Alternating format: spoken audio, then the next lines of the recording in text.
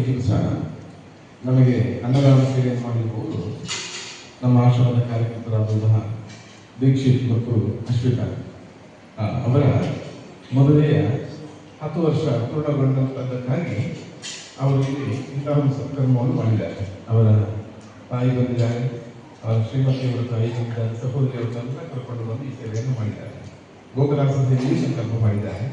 ಹಾಗಾಗಿ ಇವತ್ತು ಮಾಡಿದಂತಹ ಈ ಅನ್ನದಾನ ಸೇವೆ ಉದ್ದೇಶ ಮದುವೆಯ ದಶಮಾನೋತ್ಸವ.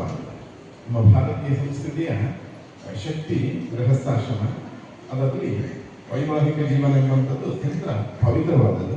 ಅಂತಹ ಜೀವನವನ್ನು 10 ವರ್ಷ ಪೂರ್ಣಗೊಳಿಸಿದ್ದಕ್ಕೋಸ್ಕರ ಮತ್ತಿನ ಬದುಕಿಗೆ ದೇವರ ಅನುಗ್ರಹ ಆಗಬೇಕೆಂಬ ಸಂಕಲ್ಪದಲ್ಲಿ ಇಂಥ ಸತ್ಕರ್ಮ ಮಾಡುವಂಥದ್ದು. ಮಾಡಿದಂತಹ ಈ ಸತ್ಕಾರ್ಯದಿಂದ ಭಗವಂತನು ಪ್ರೀತನಾಗಬೇಕು, ಅವರಿಗೆ ಒಳ್ಳೆಯ ಆರೋಗ್ಯಪೂರ್ಣ ದೀರ್ಘಾಯುಷ್ಯವನ್ನು, ಇಡೀ ಕುಟುಂಬಕ್ಕೆ ಎಲ್ಲ ರೀತಿಯ ಶ್ರೇಯಸ್ಸನ್ನು, ವ್ಯವಹಾರದಲ್ಲಿ ಅಭ್ಯುದಯವನ್ನು ಕಲಿಸಿ ಉತ್ತರೋತ್ತರ ಅಭಿವೃದ್ಧಿಯಾಗಿ ಅನುಗ್ರಹವಾಗಿದೆ ದೇವರನ್ನ ಪ್ರಾರ್ಥಿಸುತ್ತೇವೆ.